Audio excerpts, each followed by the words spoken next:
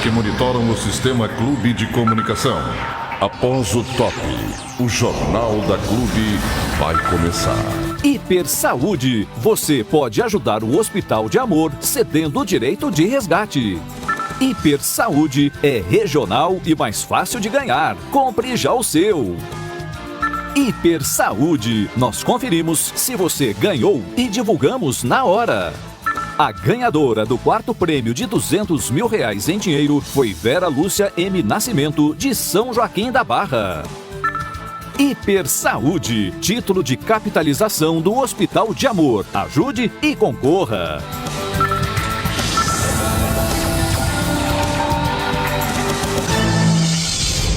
Empresários da macro-região cobram medidas das prefeituras para salvar os negócios durante a pandemia.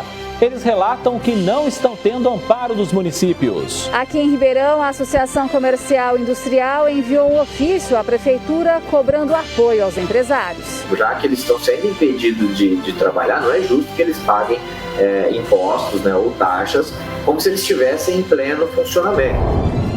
Projeto S de vacinação contra a Covid em Serrana chega à reta final. Queda de adesão na segunda fase do programa. Eu ouvi pessoas com medo, né, de tomar, mas nós não devemos ter medo. Banco é alvo de tentativa de furto durante a madrugada em Barrinha. Hoje o tempo segue firme com a umidade do ar em níveis críticos. O Jornal da Clube desta quinta-feira já começou.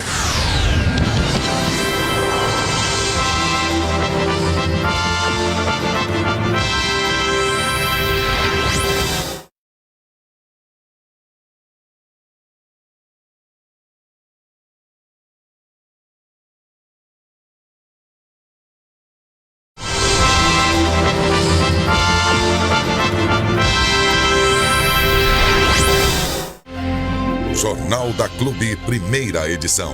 O jornal que agrega valor às comunidades, integrando toda a macro-região. Boa tarde. Empresários da macro-região cobram apoio das prefeituras para salvar os negócios. Eles relatam que não estão tendo amparo dos municípios. A reportagem é daqui a pouco. Giro inicial dos nossos repórteres da macro-região integrada em tempo real. Em Ribeirão Preto está Thaís Mantuani, em São Carlos, Murilo Molinari, em Araraquara, ao vivo, Matheus Teixeira. Muito boa tarde a todos. A gente começa com você, Thaís Mantuani. Oi, André, boa tarde para você, para todos que assistem ao Jornal da Clube. Além desse assunto, nós vamos falar da reta final do Projeto S, da vacinação contra o Covid na cidade de Serrana e também da queda na adesão para a segunda dose da vacina. Foi cerca de 10%. Murilo.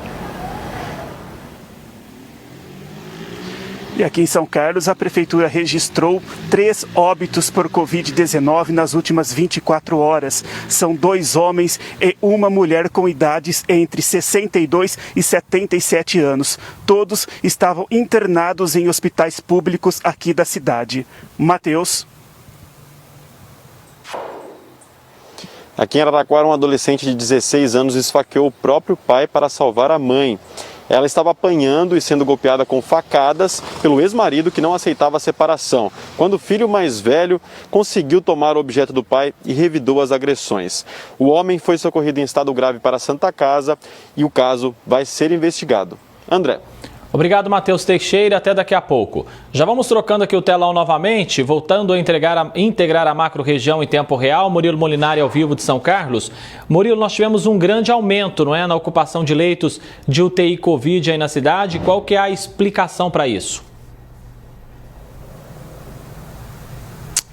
André, a explicação, para a ocupação dos leitos aqui na cidade de São Carlos está em 94% no dia de hoje, é que a Santa Casa teve que desabilitar, retirar 5 dos 30 leitos que ela possuía no hospital, leitos de UTI para atender os pacientes com Covid-19. E essa retirada é porque a Santa Casa ainda está desabastecida, vamos dizer assim, dos insumos, daqueles medicamentos para tratar os pacientes, para induzir ao sono dos pacientes que estão entubados. dados, né?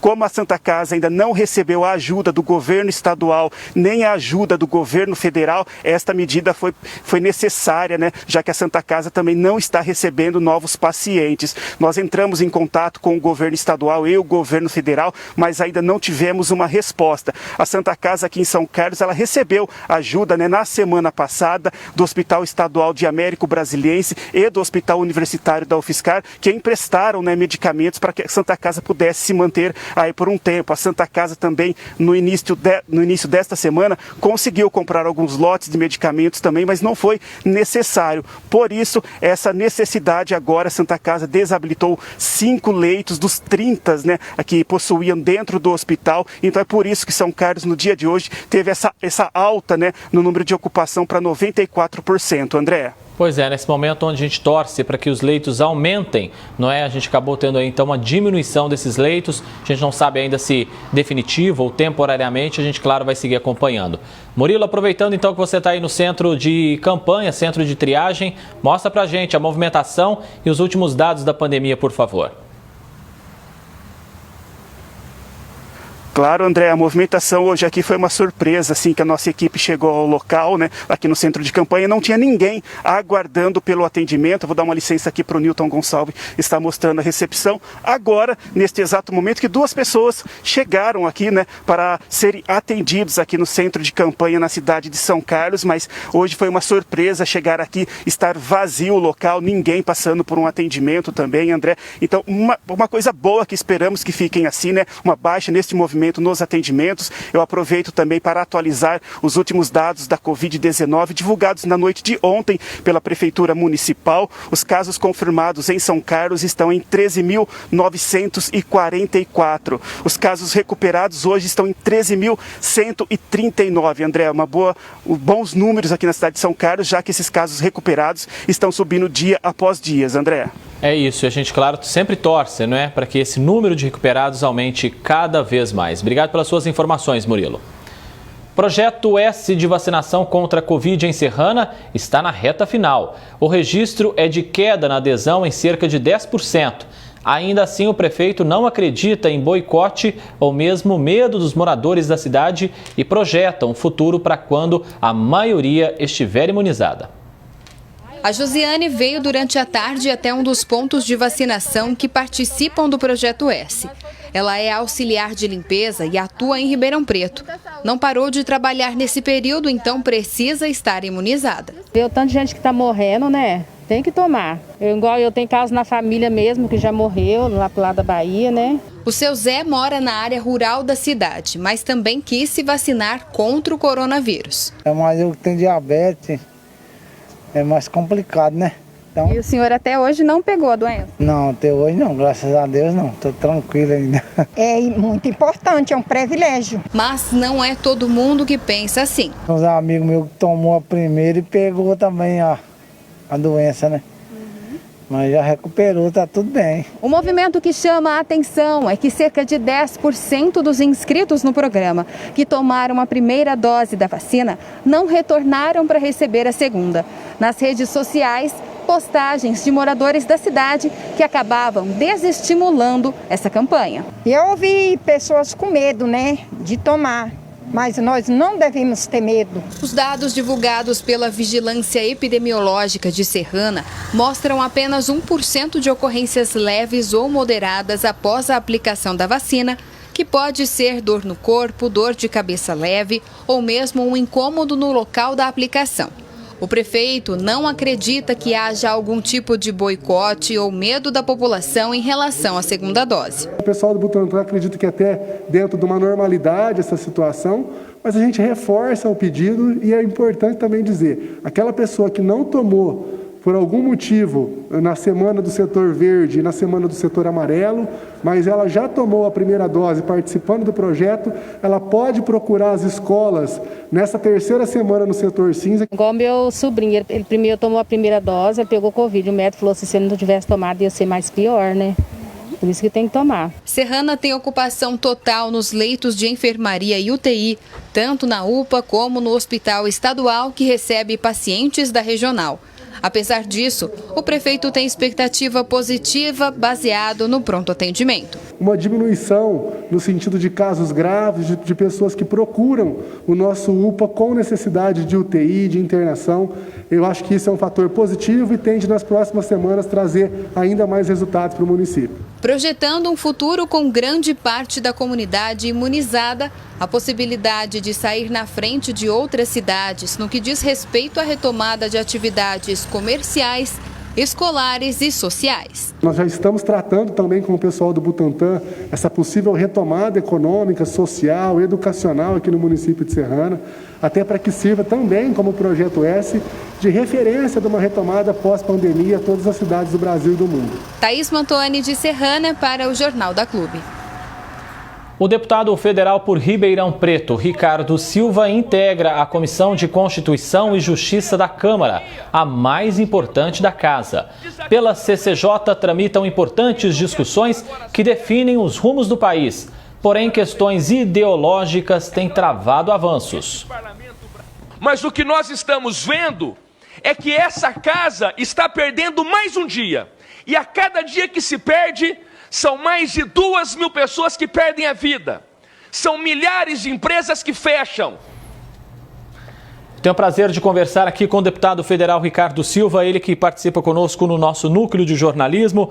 Deputado, nesse início de trabalho na CCJ, o senhor percebeu então que a oposição está obstruindo ou tentando obstruir discussões importantíssimas, né? Boa tarde, deputado. Oi, André. Boa tarde para você, boa tarde a todos que acompanham o Jornal da Clube. Infelizmente, André, a disputa ideológica acaba travando a análise de projetos importantes. Eu falei na CCJ, muitas pessoas e o povo brasileiro não está se sentindo representado na Câmara justamente por isso. Enquanto nós temos comerciantes quebrando, os programas de acesso ao crédito que não chegaram na ponta, pessoas perdendo emprego, pessoas morrendo em filas de UTI, eles travam na CCJ e eu participei da minha primeira reunião como integrante titular da CCJ, vendo ali que eles estão debatendo se um deputado falou é certo, se o outro falou é errado. É um absurdo, nós temos o Conselho de Ética para isso. Agora, temas importantes, infelizmente, ficam travados no Brasil.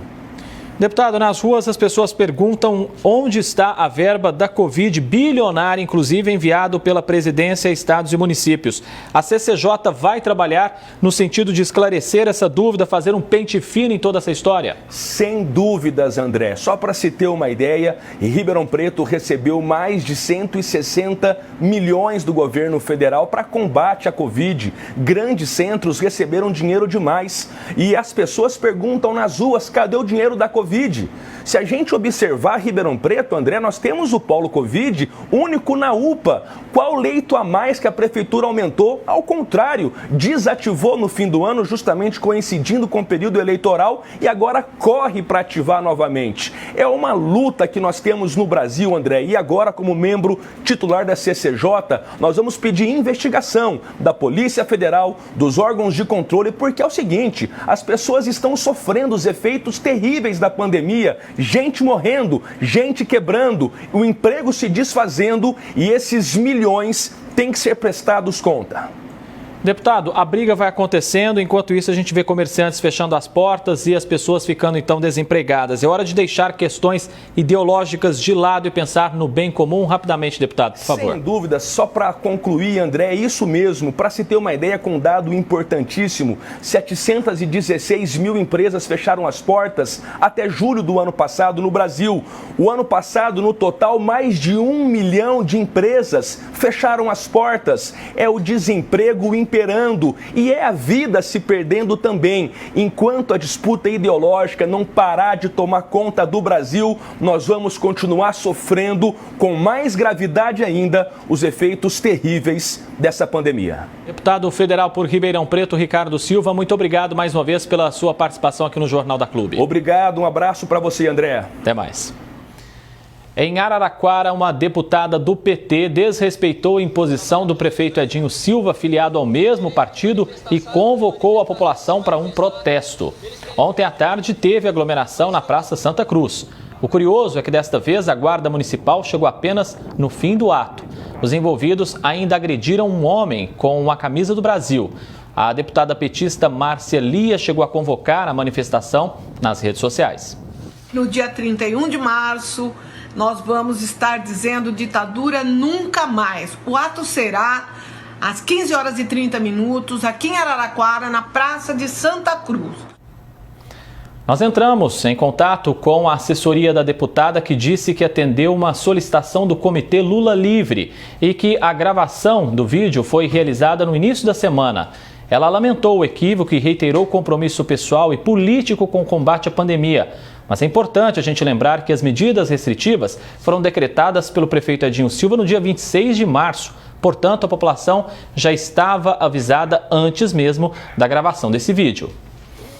Já a Prefeitura de Araraquara disse que a GCM qualificou 10 pessoas e adotará medidas com relação aí ao descumprimento do decreto. Reiterou que aguarda encaminhar o caso para apuração de crime contra a saúde pública.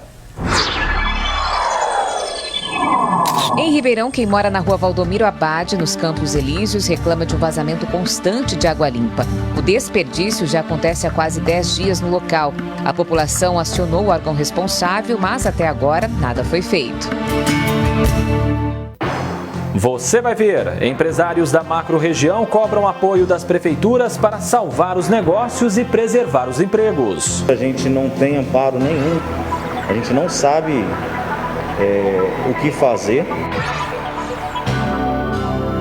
Em instantes, aqui no Jornal da Clube. E agora, a hora mais feliz do dia com as clínicas Sempre Sorrindo.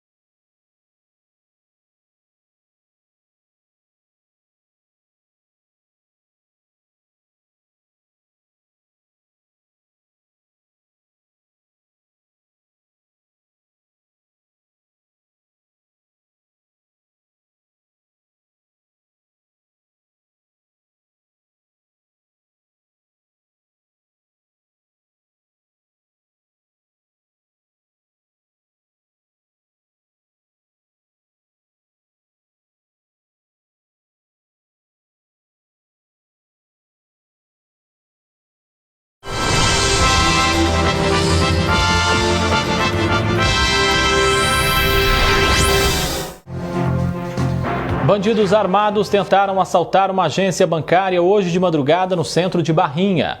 Os criminosos chegaram em 3 veículos e tentaram explodir os caixas eletrônicos, mas o sistema de alarme do banco disparou antes da ação. Na saída da cidade, viaturas da Polícia Militar tiveram os pneus furados por pregos que foram espalhados pelos ladrões. Eles fugiram sem levar nada. 3 casas de um mesmo condomínio fechado foram assaltadas nesta madrugada em São Carlos. Murilo Molinari é quem tem as informações. A ação aconteceu por volta de 1h da manhã. 5 bandidos conseguiram pular o muro dos fundos do condomínio, utilizando cadeiras e bancos de madeira e estourando a cerca elétrica para invadir as casas em um condomínio fechado aqui na região do Santa Felícia. As vítimas ouviram barulhos e latidos e, ao checar o que estava acontecendo, um morador foi rendido por uma pessoa armada e levou uma coronhada. Segundo as vítimas, a quadrilha utilizava máscara de proteção contra a Covid-19 e os bandidos procuravam por cofres. A ação durou 3 horas. Os bandidos conseguiram fugir levando eletrônicos, dinheiro e joias. O caso será investigado pela DIG. No início desta semana, uma casa na região do Jardim Santa Teresa também foi invadida por uma quadrilha. Os bandidos também procuravam por um cofre. Na ocasião, eles conseguiram levar o objeto e também um carro de luxo. Até o momento, ninguém foi preso. De São Carlos, Murilo Molinari para o Jornal da Clube. Ainda em São Carlos, a partir de hoje, a cidade passa a contar com a Central de Polícia Judiciária. O objetivo é centralizar os atendimentos de flagrantes em um local específico, desafogando os distritos policiais e também as delegacias. O atendimento será feito 24 horas. A CPJ está localizada na seccional que fica na Rua Santos Dumont, na Vila Mariana. Os delegados responsáveis e o chefe de investigação estiveram na Casa da Clube, na esquina da Torre, e falaram sobre essas mudanças. As cidades de médio e grande porte já utilizam esse sistema de Central de Polícia Judiciária. Por quê? Você tira os flagrantes, as prisões em flagrante apresentadas pela Polícia Militar, Guarda Municipal, dos distritos, das unidades. Tá? Com isso você desafoga os distritos e eles passam a só atender as pessoas previamente intimadas.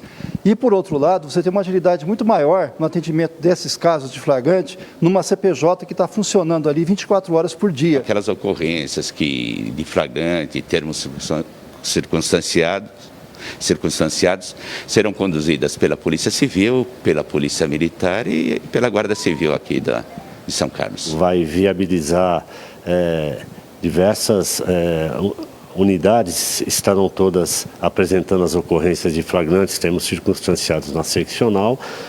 Vamos estar próximos, acompanhando de perto as ocorrências e de lá já iniciar as investigações pertinentes a cada caso. Agentes da DISE de Ribeirão Preto prenderam integrantes de uma facção criminosa suspeito de tráfico de drogas. A prisão aconteceu numa chácara de Ipeúna, na região de Rio Claro. Ele pilotava um helicóptero e estava recebendo instruções de voo quando foi interceptado pelos policiais. A quadrilha é a mesma que mantinha um arsenal na zona leste de Ribeirão, que foi descoberto pela polícia em janeiro. O Virtual Clube mostra que abril começa sem previsão de chuva e hoje a umidade do ar despenca durante a tarde. Em Araraquara, a mínima foi de 14 e a máxima de 28 graus. A quinta-feira segue bem quente e seca na região de Barretos. Por lá, os termômetros alcançam a marca dos 33 graus.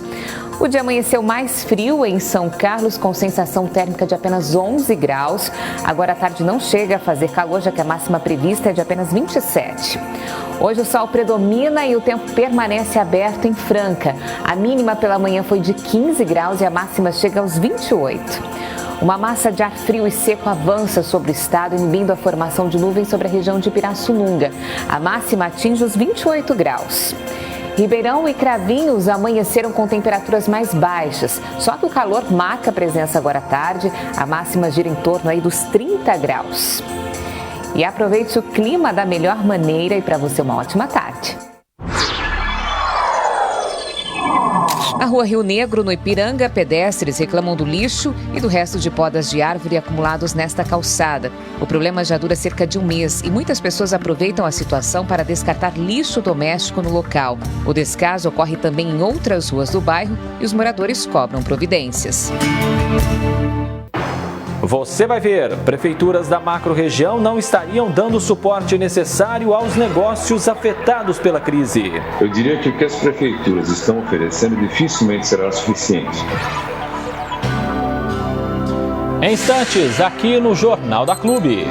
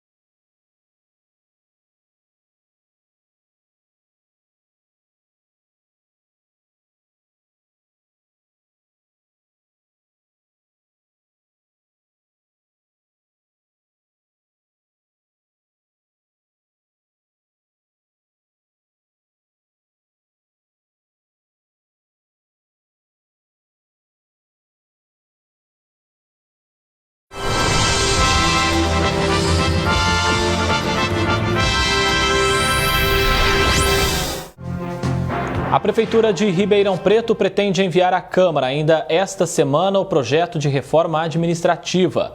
Entre as mudanças está a transformação do DAERP, que atualmente é uma autarquia, em secretaria municipal.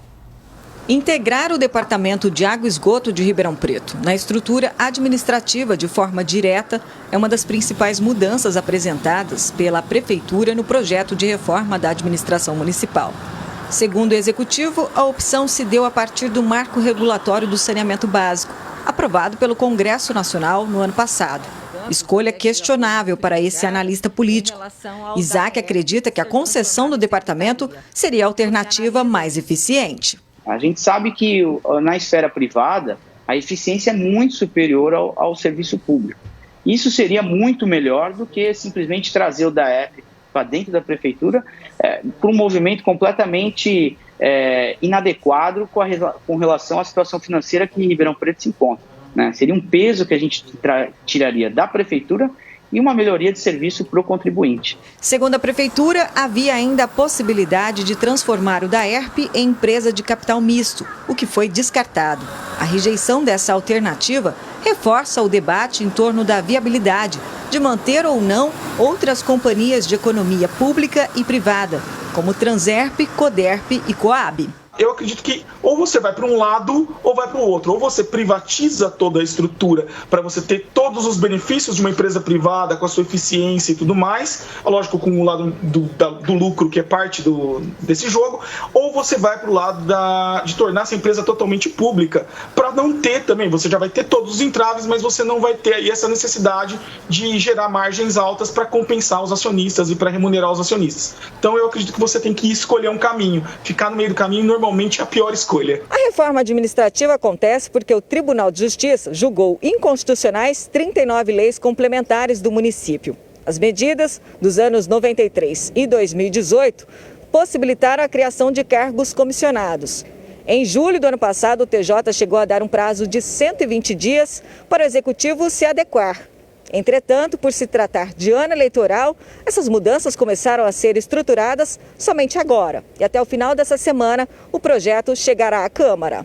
O texto na íntegra ainda não foi divulgado pelo Executivo, o que aumenta a especulação em relação a melhorar a capacidade de entrega de resultados para a população e uma economia relevante para o município, principalmente diante da crise escancarada pela disseminação da Covid-19. Quando a gente pensa em uma reforma administrativa, a gente tem que pensar em toda essa mudança paradigmática que está acontecendo agora por conta da pandemia, que muda inclusive a perspectiva do que é o trabalho e como se trabalha. Eu gosto muito de uma frase da Margaret Thatcher que elas falavam o seguinte, que não existe dinheiro público, existe dinheiro do pagador de imposto. Então todo esse dinheiro que é usado para mover a máquina é meu, é seu, é dos telespectadores, enfim, de toda a população brasileira.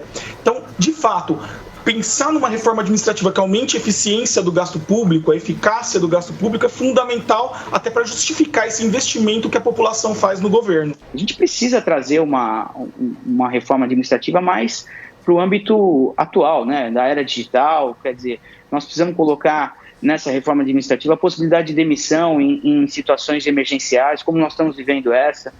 Nós precisamos reformular as carreiras, nós precisamos dar, em relação aos funcionários, né, não se pode entrar no cargo já com o máximo salário, é preciso que haja um plano de carreira para os funcionários, até para que se possa ter um pouco mais de qualidade em relação aos concursos públicos, ou seja, a pessoa já não chega ganhando o maior salário, ela há uma carreira, há um desenvolvimento, para que haja também um incentivo maior para que outras pessoas possam entrar no serviço público. Ximene Osório para o Jornal da Clube. A Prefeitura informou que a reforma administrativa tem por objetivo melhorar a estrutura funcional e a capacidade de entrega de resultados para a população. Disse ainda que a grande vantagem da mudança é identificar de forma clara o fluxograma de funcionários e assim corrigir erros quando necessário. A macro-região integrada em tempo real, chegou a hora de falarmos aqui com o Fernando Lima, ao vivo, direto de Franca. Fernando, você esteve pela manhã lá em Miguelópolis, cidade que decretou lockdown total. E por lá, qual que é o cenário, Fernando? Relata pra gente, boa tarde para você. Olha, André, é um cenário de muita correria, viu? Uma boa tarde para você e para todo mundo que acompanha a gente aqui no Jornal da Clube. Olha, André, nós chegamos lá em Miguelópolis por volta das 10 horas da manhã e a fila nos supermercados já impressionava, viu? É um cenário bem parecido com o que a gente viu, por exemplo, em Ribeirão Preto e também na cidade de Araraquara, quando as prefeituras dessas cidades também decretaram lockdown. Nós conversamos com as pessoas que estavam nas filas, elas relataram ali um medo mesmo de ficarem sem os insumos durante o fechamento, durante este lockdown, nos próximos 3 dias. O lockdown em Miguelópolis começa amanhã, sexta-feira, dia 2, segue no domingo, dia 3, aliás, no sábado, dia 3, e no domingo, dia 4. Na outra semana, de segunda a sexta, não haverá lockdown. Porém, no próximo final de semana, ele volta a vigorar no sábado, dia 10, e também no domingo, dia 11 de abril. Além disso, a cidade também adotou a restrição de circulação das 8 horas da noite até às 5 horas da manhã, além também da lei seca no município, que já está vigorando desde ontem, dia 1º, e segue, portanto, até o dia 11 de abril. Essa lei seca, André, de acordo com o prefeito lá da cidade, visa principalmente evitar aglomerações em ranchos, em áreas de lazer lá do município. A gente sabe que Miguelópolis é um dos pontos turísticos aqui da nossa macro-região, portanto eles recebem muitos turistas, isso é um desafio muito grande lá para a prefeitura, portanto este decreto, este lockdown, visa evitar principalmente isso. Eles vão fazer fiscalizações também através do rio, com canoas que foram cedidas, inclusive, por proprietários de ranchos lá da cidade. A justificativa da prefeitura é por conta da alta dos números da pandemia lá do município no último mês. Até o momento, a cidade tem 71 óbitos causados pela doença. De acordo com o secretário de saúde lá do município, 21 destes foram registrados no mês de março, portanto, é uma situação que preocupa muito quem mora lá na cidade. Porém, André, sempre existe o outro lado, né? Nós conversamos, por exemplo, com um comerciante lá da cidade, ele tem uma empresa, ele trabalha com transporte, ele está há mais de 1 ano sem conseguir trabalhar. Ele vive justamente dos turistas lá da cidade. Portanto, bate aquele desespero nas pessoas. Este comerciante que nós conversamos com ele, ele estava na fila do supermercado, ele relatou que está passando uma situação de muita dificuldade, ele não sabe como vai pagar as contas, reclamou também dos impostos. Existe sempre, né, André, esses dois lados da moeda. A gente, é claro, está aqui para ouvir também essas pessoas, mas lá em Miguelópolis o cenário que a gente encontrou foi esse. Cenário de muita correria, as pessoas correndo para os supermercados, para os postos de combustíveis, justamente por conta do medo deste lockdown que vigora a partir de amanhã, sexta, sábado e domingo, e também no próximo final de semana, sábado e domingo. Nós estivemos hoje de manhã lá na cidade, nós preparamos uma reportagem que será exibida logo mais na segunda edição do Jornal da Clube, às 6:50 da noite, André. Tá certo, Fernando. Vamos acompanhando então. A população de Miguelópolis ficar atenta aí, lockdown nos próximos dias. Obrigado, Fernando. E acompanhe agora a variação na ocupação dos leitos de UTI destinados à Covid-19 na nossa macro-região. Entre os leitos públicos e particulares em Ribeirão Preto, segunda-feira da semana passada, essa taxa era 94%, terça 93%, quarta caiu para 91%, quinta 92%, sexta 93%, sábado 94%, segunda manteve o mesmo índice, terça ligeira queda para 93%, quarta 94%, hoje alta para 97%. Em Franca, na segunda-feira da semana passada, a taxa era 95%, terça 92%, quarta 95%, quinta caiu para 87%, sexta 95%, no sábado 91%, segunda 89%, terça 91%, ontem 95%, hoje os dados ainda não foram atualizados. Em São Carlos, na segunda-feira, a taxa era 93%, terça alta para 97%, quarta voltou a 93%, quinta 77%, sexta e sábado 70%, segunda 79%, terça 77%, ontem um grande aumento 94%, hoje os dados ainda não foram atualizados. Em Araraquara, na segunda-feira, a taxa era 87%, terça 89%, quarta 87%, quinta 92%, sexta e sábado 91%, segunda 93%, terça 89%, quarta queda considerável para 75%. Hoje os dados ainda não foram atualizados. Em Sertãozinho, após semanas com taxa de ocupação em 100%, na terça o índice caiu para 90%. Quarta, nova queda para 80%, percentual que se mantém nesta quinta-feira. Em Ribeirão, no Jardim Botânico, moradores denunciam situação precária de um poste na rua Olderige Margarido. A estrutura está danificada na base após um acidente de trânsito. Está sustentada há quase um ano apenas pelos fios. Preocupados com o risco de queda, os vizinhos cobram do poder público uma solução. Você vai ver, empresários da macro-região cobram apoio das prefeituras para salvar os negócios e preservar os empregos. Eu dependo do povo, minha funcionária depende do salário. Em instantes, aqui no Jornal da Clube.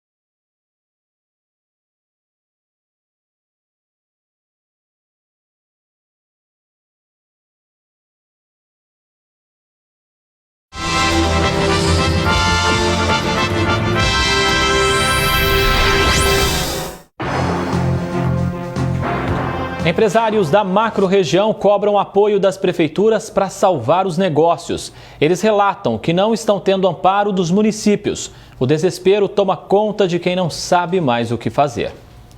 Na semana passada, nós ouvimos relatos de 2 empresários desesperados com as dificuldades que estão passando.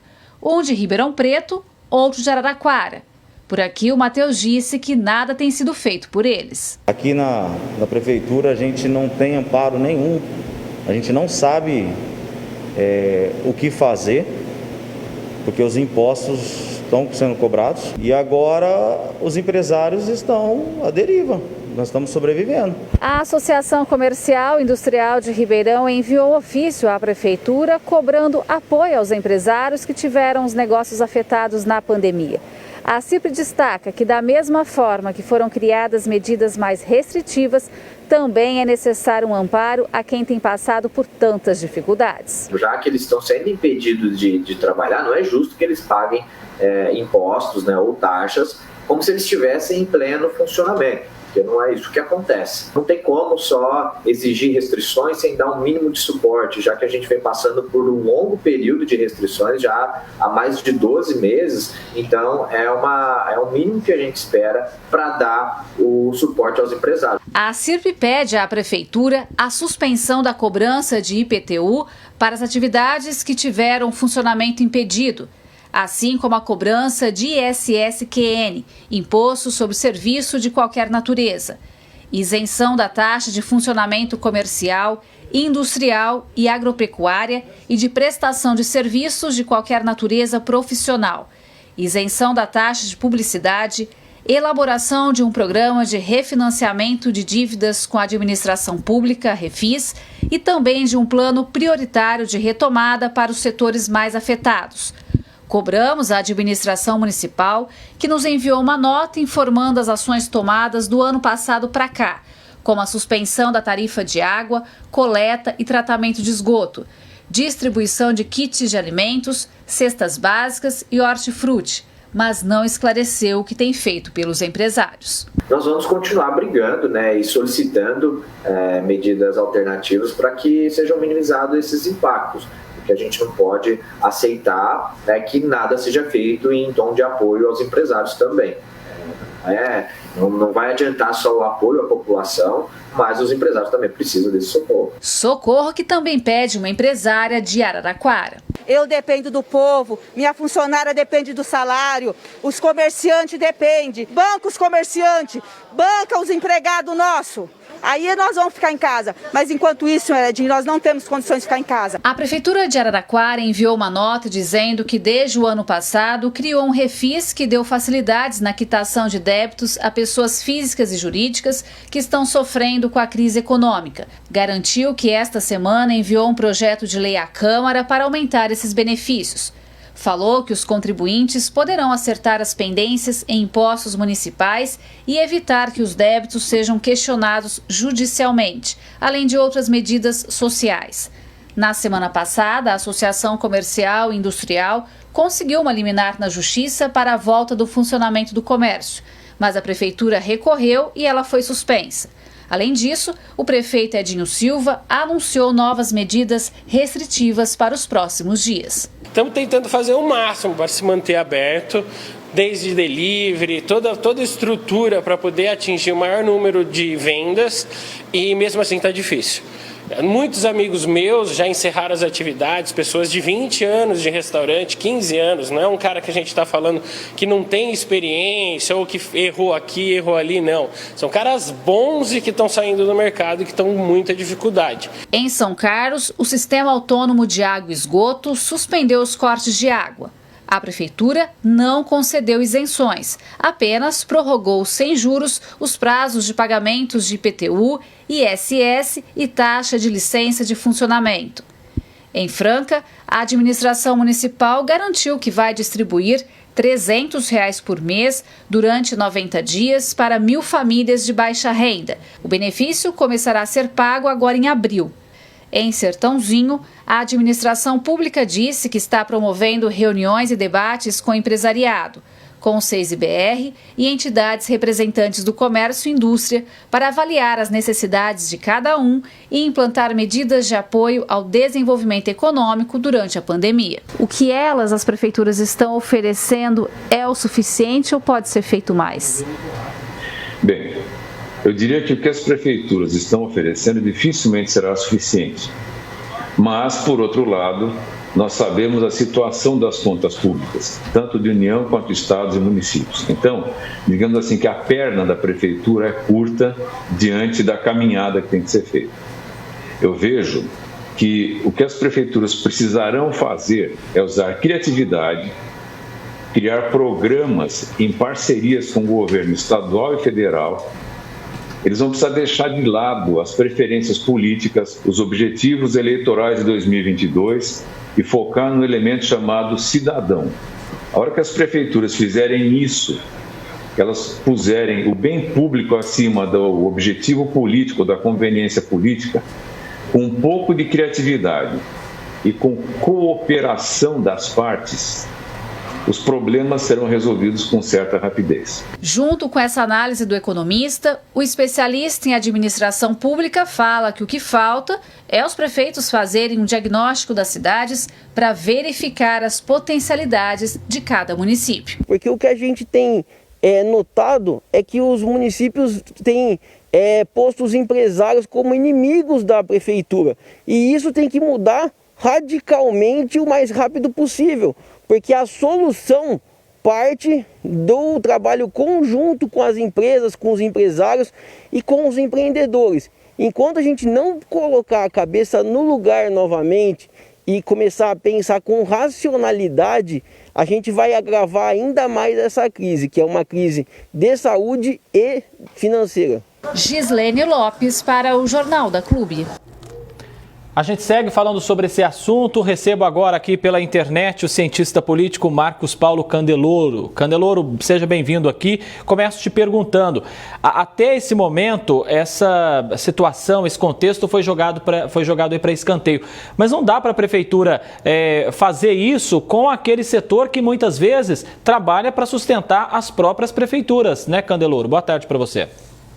Boa tarde, é um prazer inenarrável poder voltar aqui à Clube. Com toda certeza, a gente não pode esquecer que, na realidade, quem sustenta a prefeitura é a atividade comercial, é da onde vem a principal fonte de recursos, a captação de tributos.